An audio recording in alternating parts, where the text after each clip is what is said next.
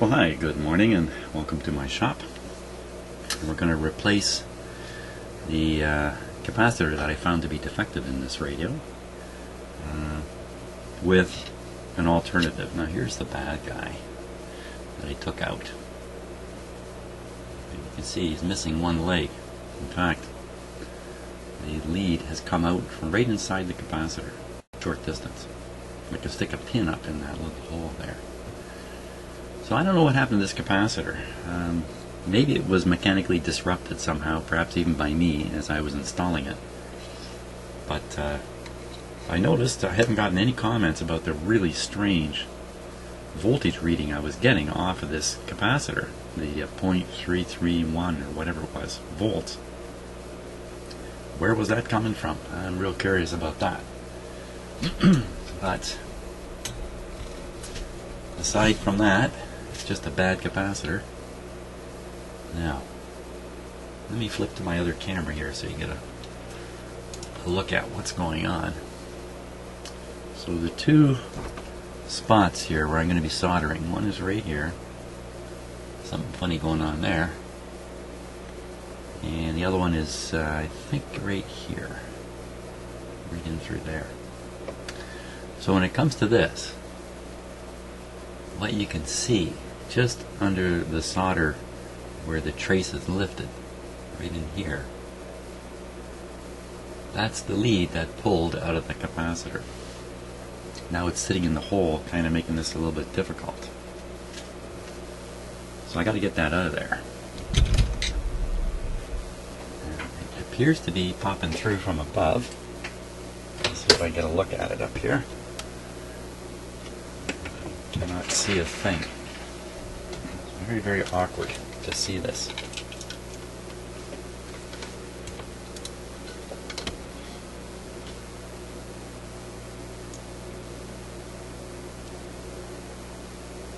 So I'm looking for that little bit of wire sticking up.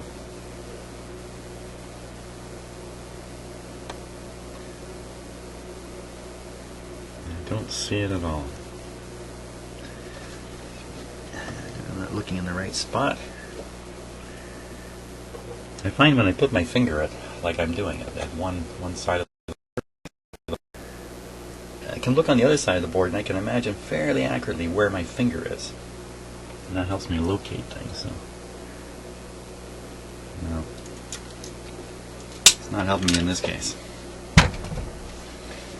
So I think what I'll try to do is get a grip on the little piece of wire that you can see in the close-up camera. And put the soldering iron on it, see if I can pull that wire away, because it really is kind of in the way here. Okay, so it's, nothing to it. I thought it was a little longer. That's why I couldn't see it up above.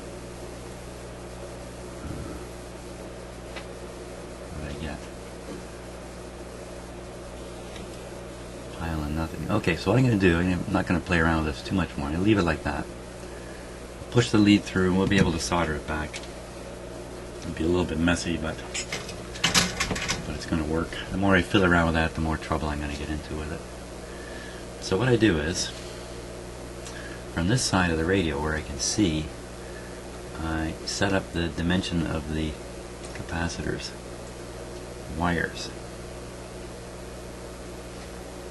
Because on the other side of the radio, it's very hard to see. I'm just trying to get them bent just so they'll slide right in.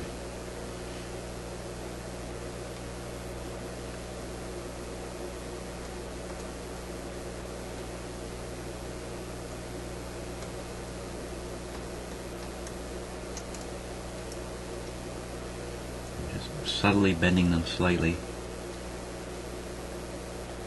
Okay, so that's about the right dimension. Now go on the other side of the radio. I'm going to shine a light through the holes in the hopes of seeing it.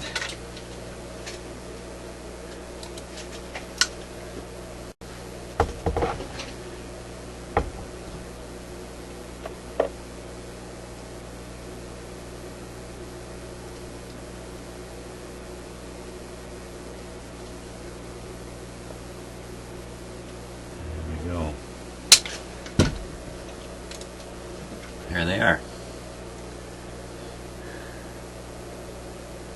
This one I'm going to bend this way. This other one I'm going to bend up this way. Kind of do that with it.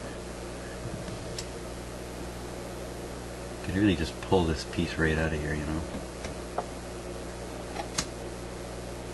Get rid of it before it causes me some kind of short circuit or something like that. So let's get rid of it. It's not doing us any good anymore.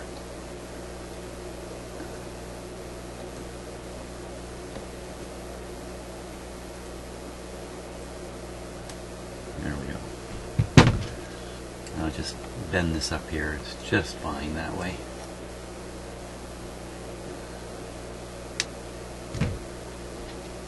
Okay, so I'm going to solder in the lower one first, because that's pretty simple.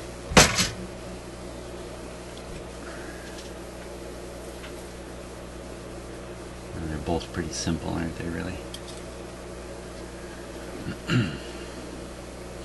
So, weather was bad yesterday, but I chose yesterday to replace the storm door in the back of my house.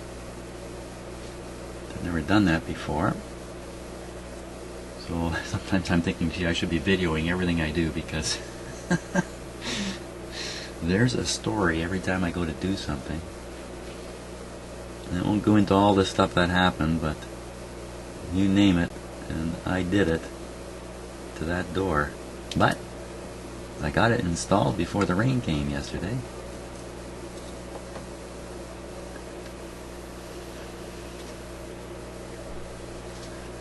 Doesn't look very good, does it? But that kept me out of my shop. Now today, the it's a very nice day. It's going to be sunny and that. Not much chance of rain today. Some chance. But it's very cool. It's about 15 degrees Celsius outside my house. I'm not sure what that would be Fahrenheit. I'd have to look at a scale to convert it, but it's cool.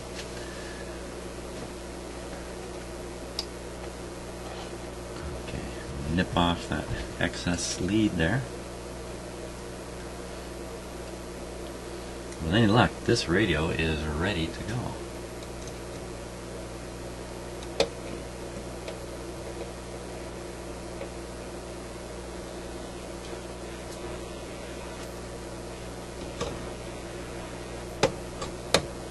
Go. Okay, well, certainly we're going to test this out. And let me just, I'll show you which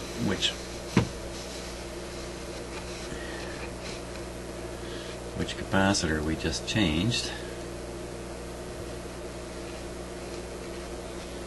I'll look back at the schematic here. Okay. So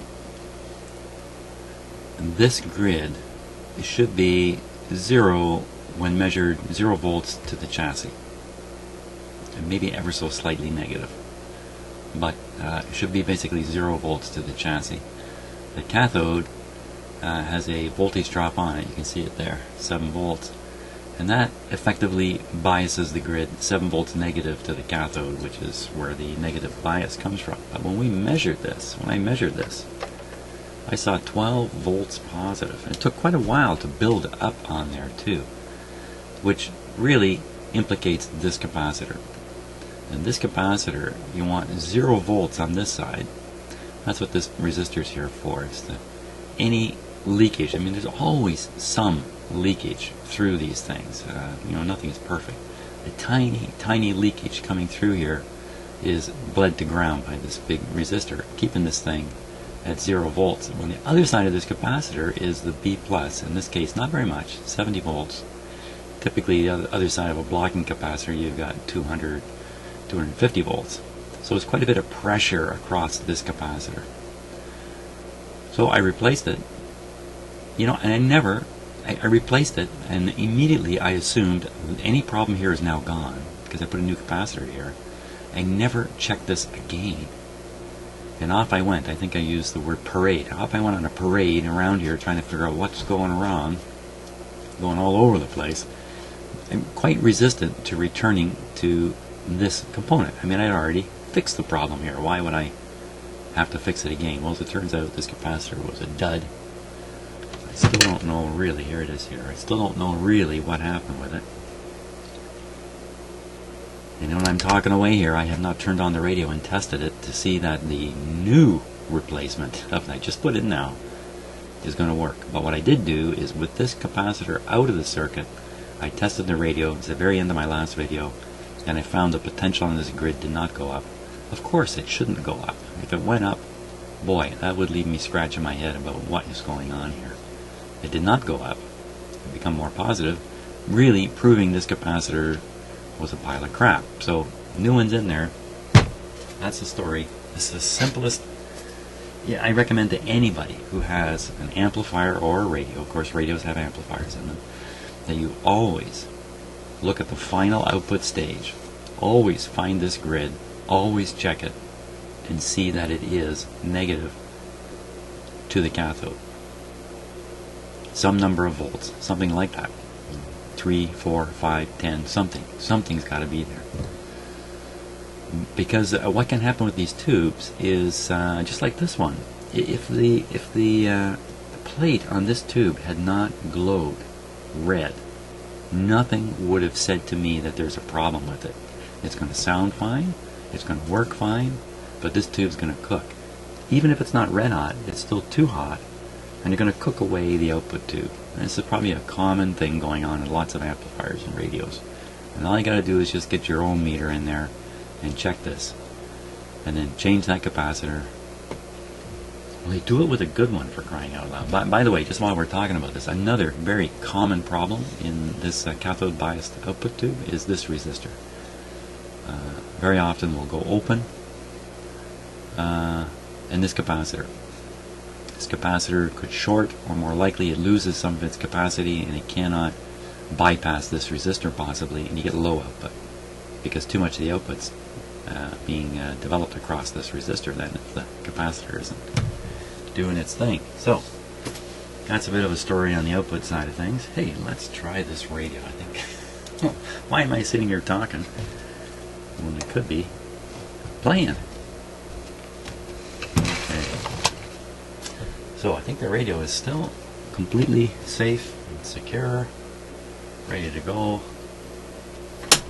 Okay, so we're going to apply power. I'm just taking one last look here, because it's been a day and a half since I've been down here, and you never know what my cat's been doing in the shop. Okay, power on. There we go. Everything looks good. Good. Hey, let's get the voltmeter up quick. Should have had this already set up. And we'll watch that grid. That grid was this one here, I think. 0 right now. 20 volt scale. Oh, I'm not grounding it to a good spot. So grounding it on that screw there, that's not the best spot. Let's try it there. There. Ooh, very nice 0. Big fat 0. That's a little unnerving. Let's see if we got a little bit of, yeah, ooh, lots of voltage right next to it. Hot diggity dog. Oh, you know what else might help? It might help if we plug the tube in, for crying out loud. I don't have the output tube in there. And like a smart guy, I've laid the output tube next to another tube of the same sort. So now, which one's the original? I think I remember the way it was labeled. I think this is it right here. Because the others have both the North American and the European label on here.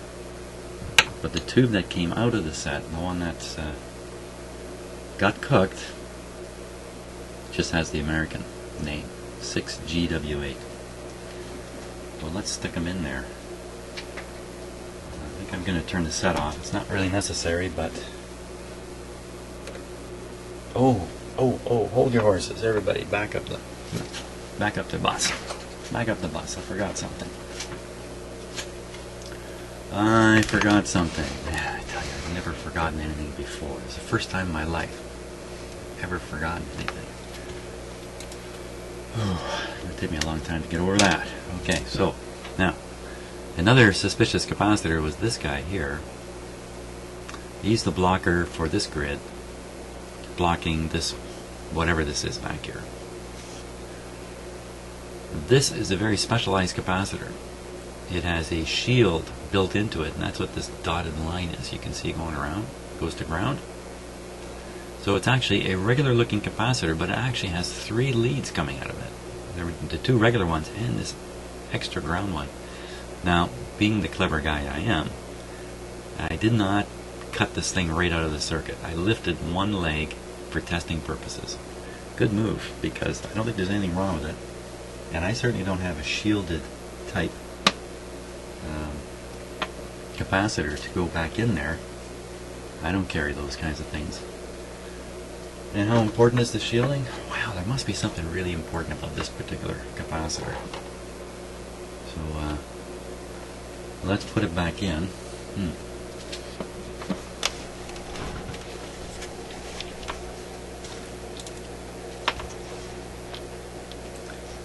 Let's get a look in there.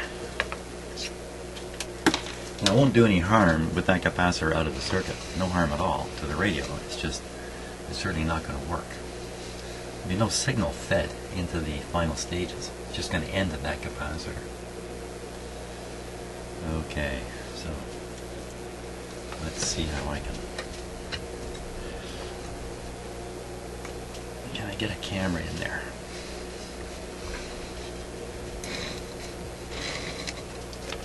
The real question is, can I get a camera in there and my soldering iron at the same time? That's the challenge here.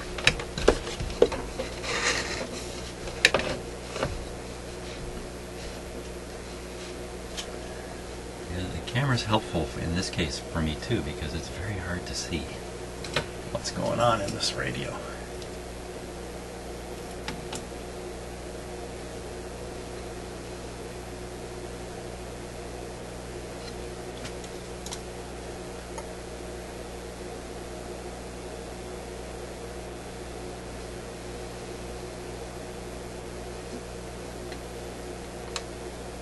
There's the other hole. Okay, hold still camera.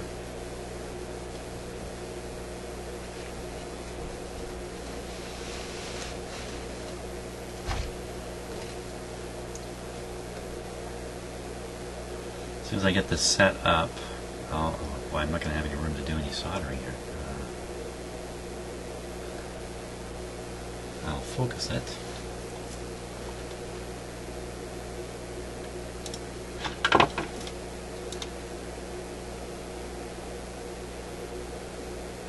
There we are. Perfect. Now, what all are we seeing there?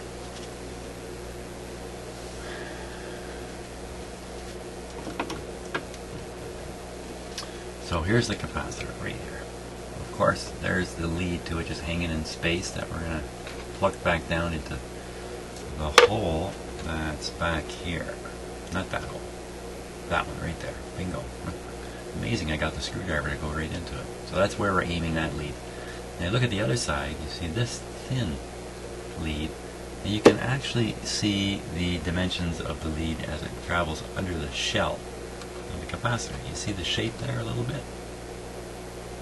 And then down in behind is the actual other capacitor lead. So a shielded capacitor.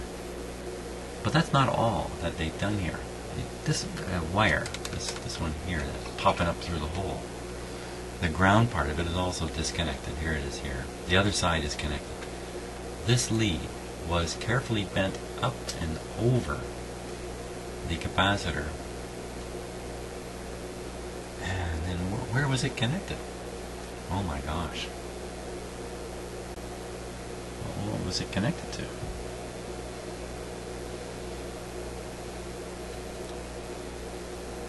Oh, right there. See that little nubbin just sticking out there? My camera's vibrating. It's on that thing right there.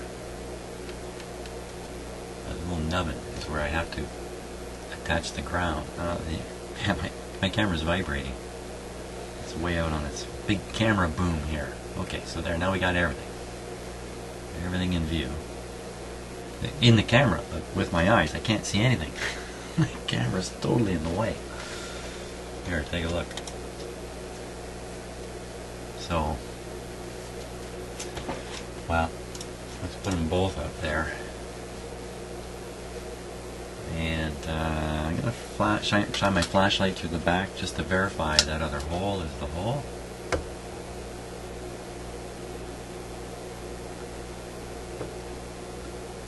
Not verifying much of anything, am I?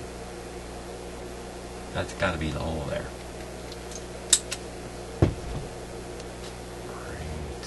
Right here. The capacitor will naturally fit down into the hole too. So let's put in the capacitor. We'll worry about that ground wire afterwards. Okay, so it's going to bump the close-up camera a lot while I do this, but what can you do? Okay, swinging it down. Oh, I didn't like the feel of that.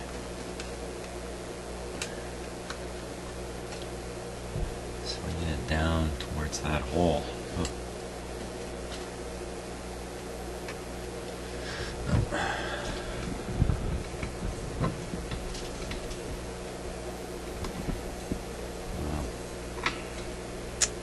It's not going to be easy here.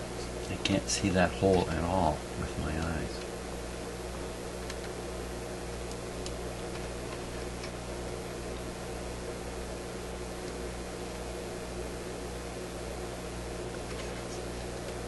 Pretty close there.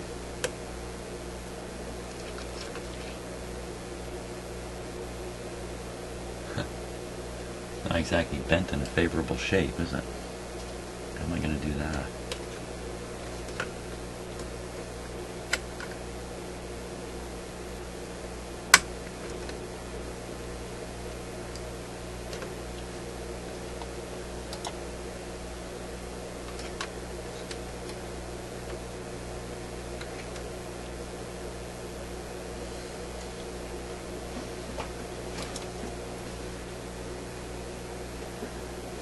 Big hole staring there. Come on, wire, you can go down there, can't you?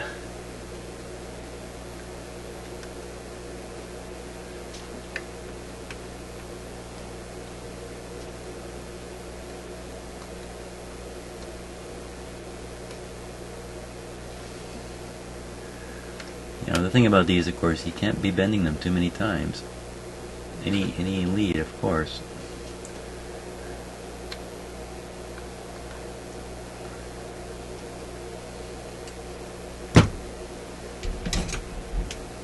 Let's see if I can just pull that lead back a little bit there.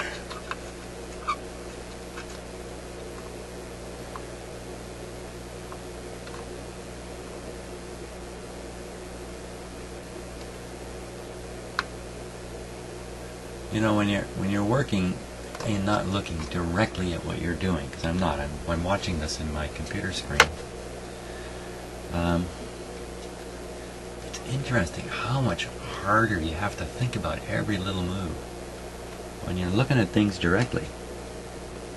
You know, all your automatic systems, these fantastic systems we have in us, just work wonders, and it's a snap to do. You know, put a wire in a hole. It's not very difficult, okay? But when you look into a TV camera to try to do it, your sense of everything is much less, including what I'm doing here with the. I've almost got it in the hole there, I think. So let me see if I can just kind of jam it down into the hole at this point.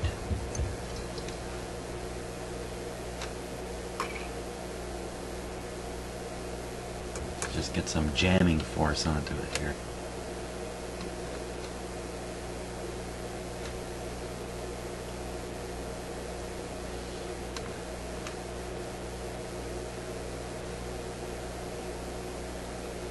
Yeah, everything that's natural,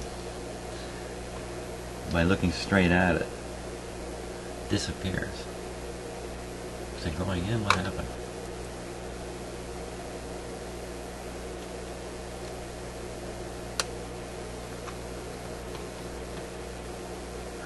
I don't get that feeling it's gone in the hole.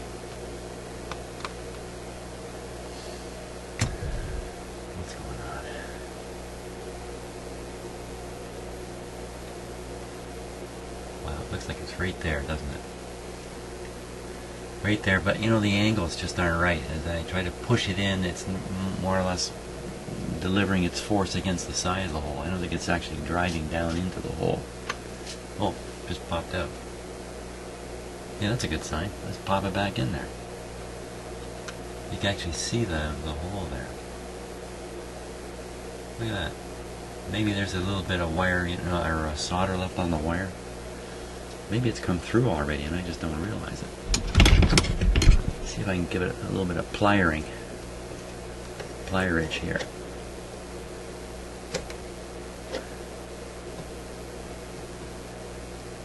Come on, down, just pop in there. Okay, so is it showing on the other side? Good question. Hang on tight, because I'm doing this with one hand, as you can see.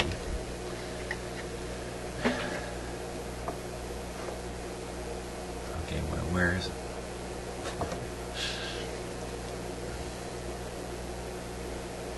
This is really tough. There it is.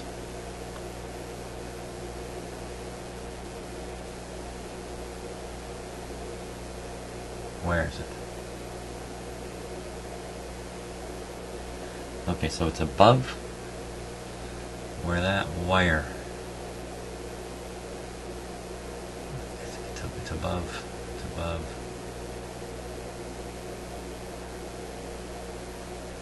I think it's right there.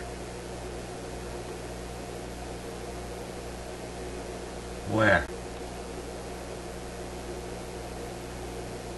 Ah. Okay. Give me a second here.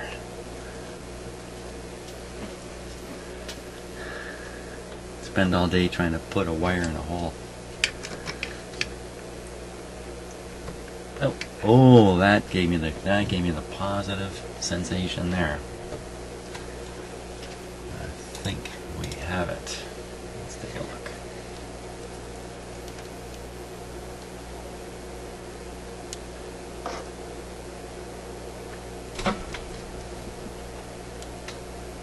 Where's that funny flash coming from there? Okay.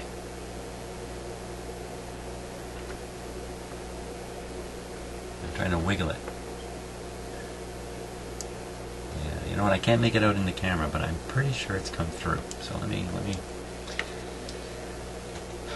spin this around.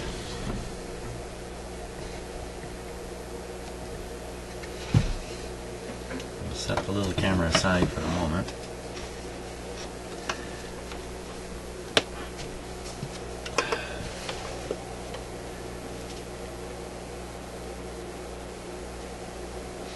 Once again, I'll put my finger right on the part in question. Oh, there, I can see it right there. Right there. Perfect, okay. Now, these are not very strong pliers. Perfect. Let's hit it with some solder. And we'll call that done. At least for the capacitor.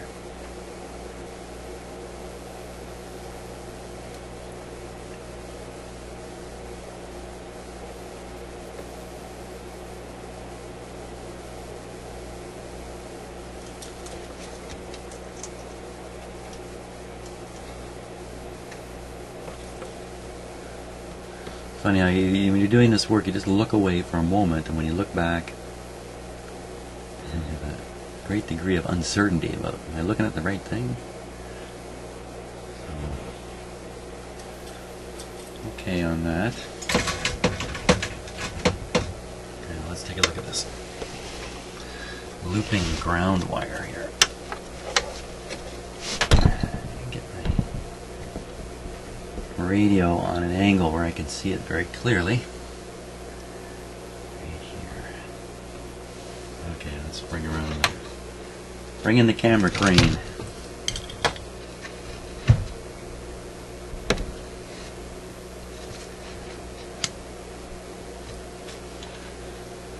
I gotta do a little focus again.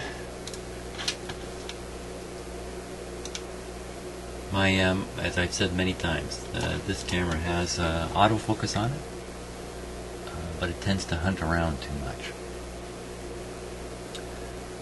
Okay, so that lead, which lead? This one here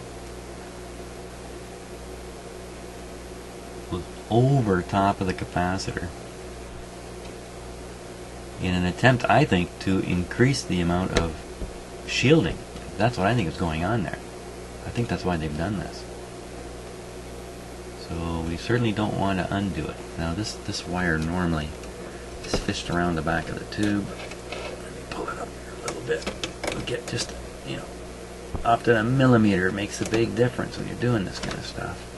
Of course, with the wire there, we can't see what we're doing now. Duh.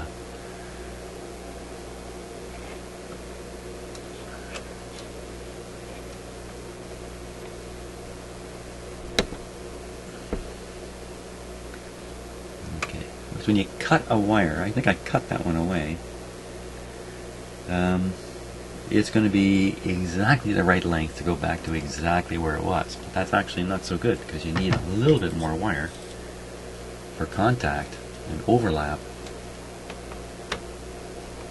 So let's pull this away again. Oh boy. Great views, but really hard to work on in this position.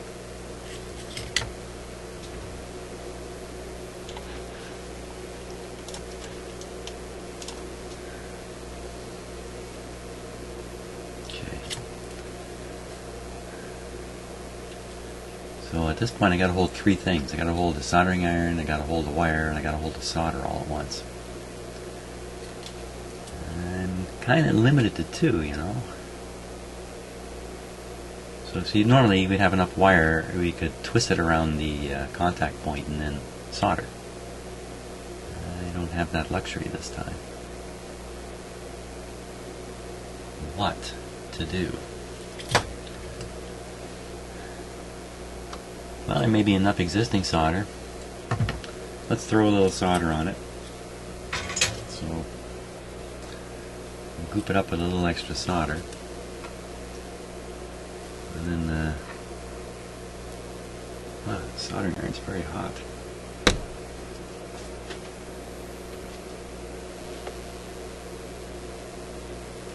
How's that for a non-statement? Of course the soldering iron's hot. It's a soldering iron. Now, trying to get the right kind of grip here. I don't get my hands in front of the cameras. That's a little difficult. Block the light, block the camera, block my eyeballs. Oh boy. I think I could come in this way. So if you look at the two cameras, you can kind of see the contortions I go through here sometimes. I wouldn't have to do this if I didn't film it. Okay, sticking the soldering iron right inside there.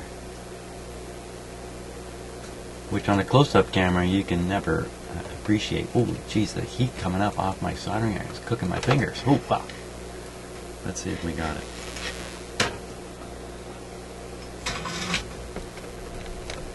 I think we got it. I think we got it there.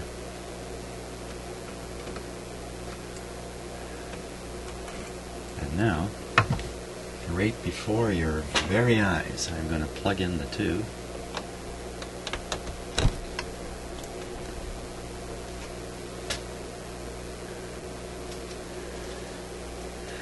Okay, I think we're ready. I think we're ready.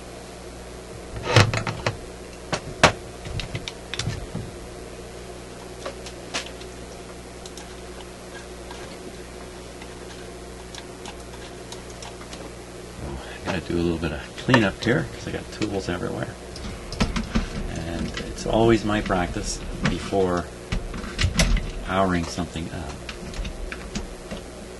to straighten up a little bit. Get rid of any excess tools, stuff like that. And this is because once in a while, when you start something up, within a few seconds, you feel the need to take some kind of action, even if it's get up and run. And if your bench is loaded with stuff, then you're going to start scrambling for whatever it is you want. Grab the voltmeter, grab the tool, whatever it is. You'll be scrambling. And, you know, that's one component of having an accident. Scrambling around. I don't want to have an accident. Okay. A good accident would be knocking this radio over right now. Scratching the cabinet. I didn't want that to happen.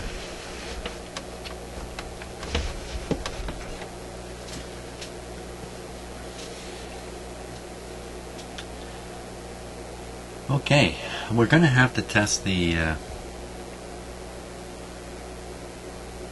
Oh, look at that. Let's take a look at that.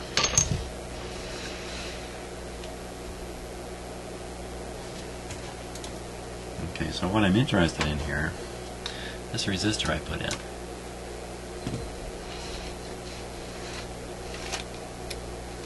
Not too obvious on the camera here, but it's discolored at this end. So I've already cooked this guy a little bit. Now that's a higher wattage resistor than it looks. I think it's a 3 watt, and it looks like a 1 watt. So it can take a lot of heat. Maybe the discoloration doesn't mean anything at all. And it's not going to conduct the kind of current it was. That's the cathode resistor. It was conducting a lot of current because the grid had gone positive, driving the tube. Now we've eliminated that. Right, you can see the green capacitor I put in right there. We've eliminated that problem. So I shouldn't have to worry about this resistor burning out, and it shouldn't be off from that little bitty heat. Shouldn't have thrown it off. So I think we're still good to go. Imagine sitting in a rocket and hearing conversations like this going on as the countdown's reaching the last minute. You know, hey, I think that part looks a little, you know what, I think it'll hold in. Let's keep going. Well, you know, wow. Apparently, the stuff that went wrong on those early space flights and all space flights is scary, scary, scary. So I'm going to leave it like this. No, I got to flip it up because we really need to check that grid voltage one last time. Hopefully one last time. I shouldn't let anything go to chance, even though, you know, there's absolutely no chance of this not working. Absolutely no chance. That's why I need to check it. Okay, so we're all set. Power on. Power on. Everything normal. Normal, normal. Going after the... Stick my head around here. Wait a minute. Let's turn this. I don't have to stick my head out there. Right there. Oh, you bugger. Oh, man.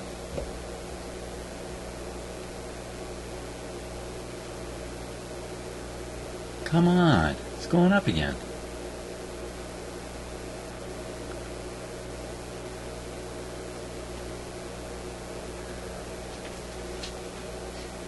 Okay, let's check the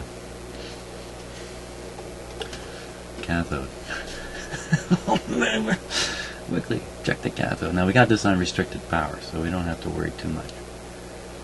Cathode. Which one's the cathode? The cathode is pin number 7. So look at pin number 7.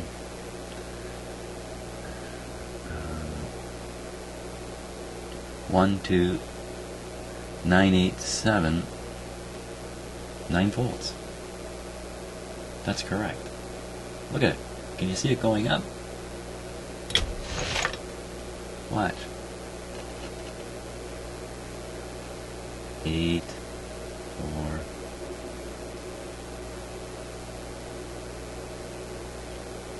Oh my God, this didn't fix it. that's indicating far too high of a current through this tube. And I got it on restricted power. I mean, this situation's even worse now. What am I testing? That's the grid. It's getting up to 12. The tube's probably glowing at this point. What the? Yes, no.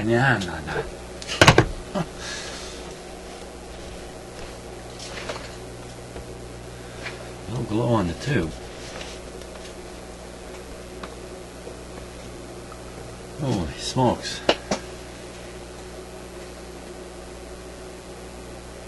Holy smokes, man.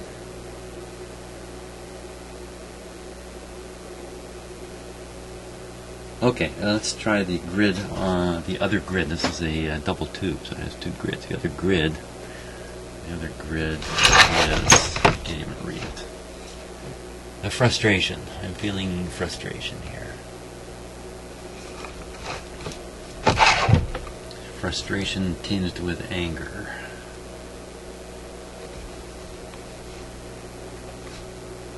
Now I'm upset because I can't read the number. Looks like pin 1. Pin 1 is the other grid. That's the one that had the shielded capacitor connected to it. Pin 1. Okay, so pin 1 is, you can hear the hum when I hit it because it's the grid.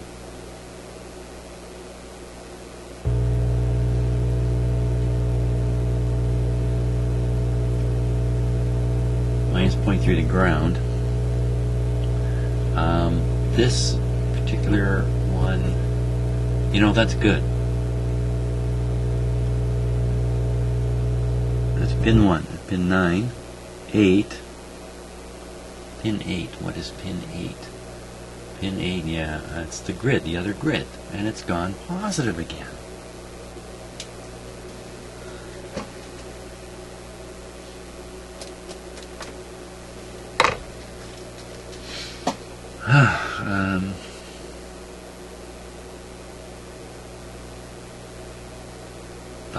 I don't know what to think.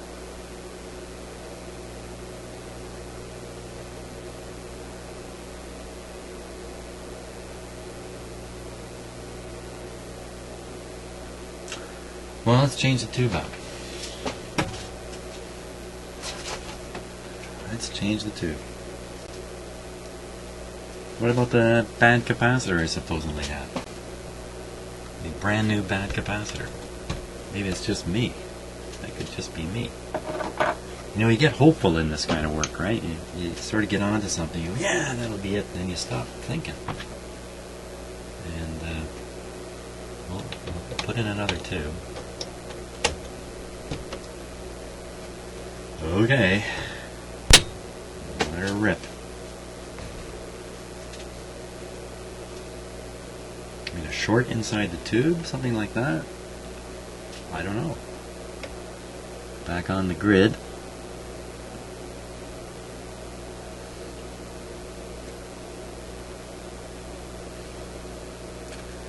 It's holding at 0.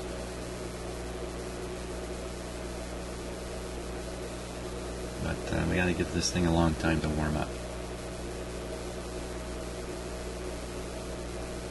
Because I have it on restricted power.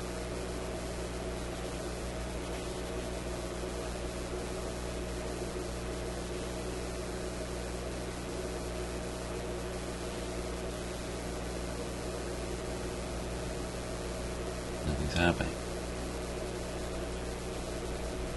You know, I see the light bulb just up and behind my meter. I seem to remember that bulb being a lot brighter than it is now. Well, this is indicating no problem.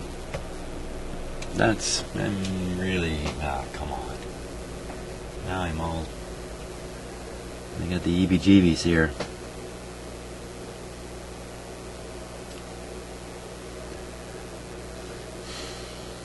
Well, let's look at the cathode. The cathode is pin number 7. Sorry about my head. 1, 2, 3, 4. 7, it has more than 20. What? I got something mixed up here for sure. 987. Yeah, I was looking at 6 there. 987. 6.7 volts. It's right on the money.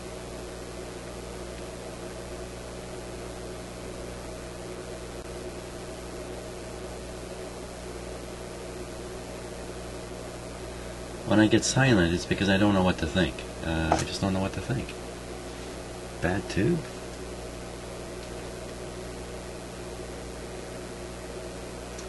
How strange is this? Let's hear what it sounds like. Sounds like a radio.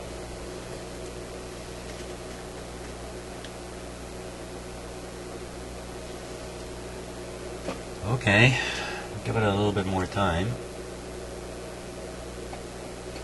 I didn't fold that shielded wire back into its original position. I'm a little worried about. May introduce a bit of a hum or something like that. Okay.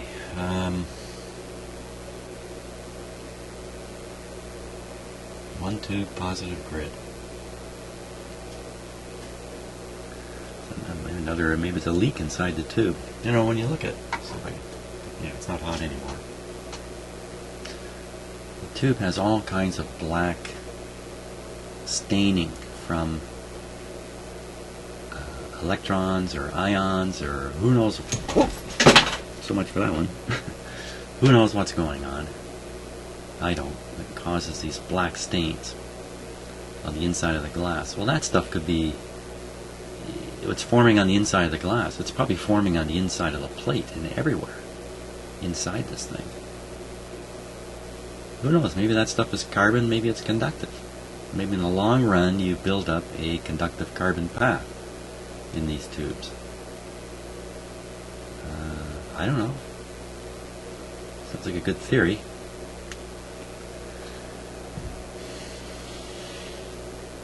Okay, let's test again. She's plenty warmed up. So that's the grid. Ah, right down to 0. Put on the 2-volt scale.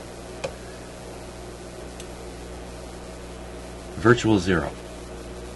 Zero-ish. Zero-ish. And that's the cathode. Whoops. It's supposed to be 7. 6.7.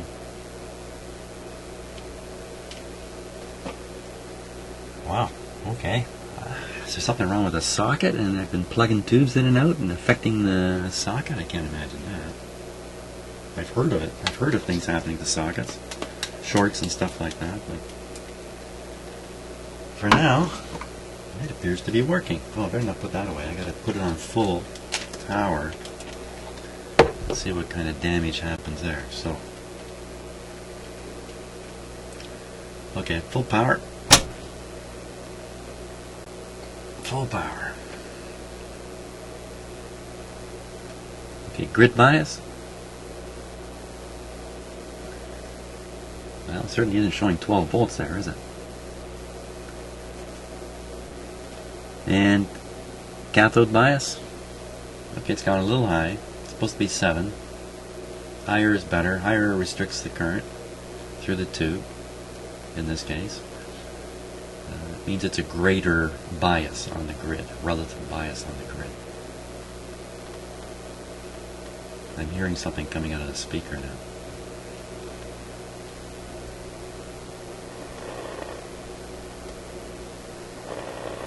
Pretty low on the output. That's full blast.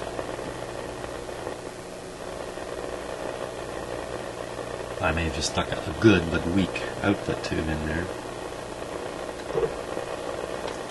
I think we need to give the radio a more proper test now and see what see how well it's working.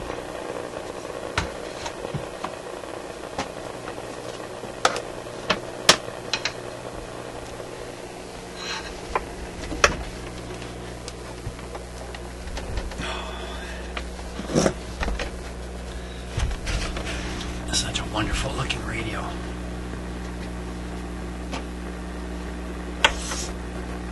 Dusty. Okay, so we're on shortwave 1. Oh. Okay. That's right, I found this before. Put a little cleaner in there, I think we'll be in business. Okay, AM. That's good news, man. That's a big thumbs up. I got all the noisemakers running in my house today. Watch the magic eye working here.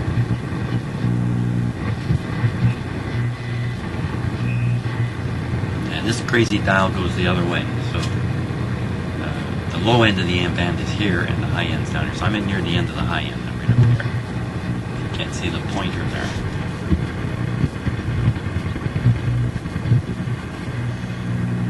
So the low end, there's some local stations that are quite popular down around here.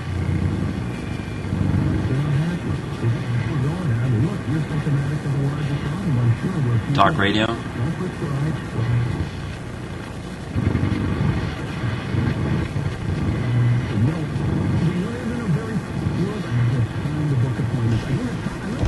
We all live out there.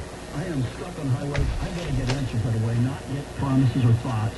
Let's get it done. No, yeah, you don't want a doctor who's too thoughtful. You don't want a doctor who actually might think there's a long-term consequence to overprescribing or giving you bottles and writing scripts every time. I hate talk shows that are really about the host talking. It really disturbs me. I like talk shows where they have guests come on and the host asks the questions and the guest talks 90% of the time. So, hey, wait a minute, I'm the host. Nona does all the talking. Oh my gosh, I just shot myself in the foot, didn't I? Okay. Let's try FM. This is what makes this radio really valuable. Oh yeah. 15 bands, like juice.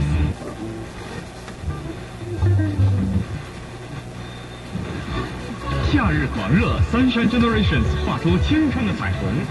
加拿大中文电台可米制作共同主办，阳光世代 Sunshine Generations 2014特别表演嘉宾，香港来的 ABC， 香港的 rap 界代表 MC Jin 欧阳靖。 It's so funny to listen to something like this as an English kind of woven into, I'm not sure what language that was, Mandarin or something like that. You listen and hear these English words get whipped in there all the time, English names and that. Because I'm near Toronto. Yeah, I'm going to get a copyright if I'm not careful here. Let's check the very popular station here. 50% off on everything you need for a day at the beach, a backyard barbecue, or anything else the summer brings your way. Hurry in for up to 70% off at the Mark's Summer Blowout event. That's up to 70% off our original price on all clearance apparel and footwear. On now. Mark's. Ready for this. Applies to the ticketed items. Ooh, that's very... So, earlier this morning we were talking about, I read this story and it came from the Daily Mail, the newspaper you mentioned yesterday is the #1 paper in the world, that 39 is the age at which young women, so women who would at some point usually like to have a family and kids, 39 is the age for guys at which young women looking to a future no longer look at them. So you have until you're 38 before they start looking at you as a creep. I didn't even follow say that. Things like, the double chin. But you know what? 39's long gone for me, so... Well, whatever it is these guys are anxious about, it's not applying to me. So there it is. Beautiful radio. Fantastic sound.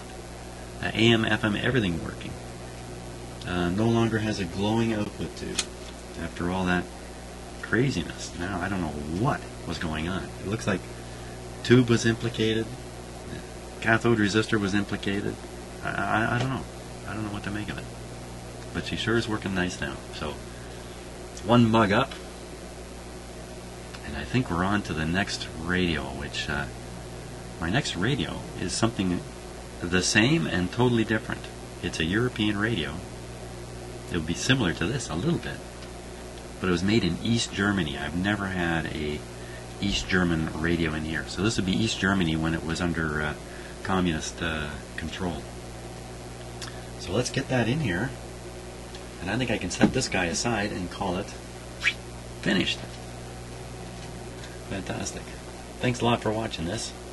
series, and we'll see you on the next radio real soon.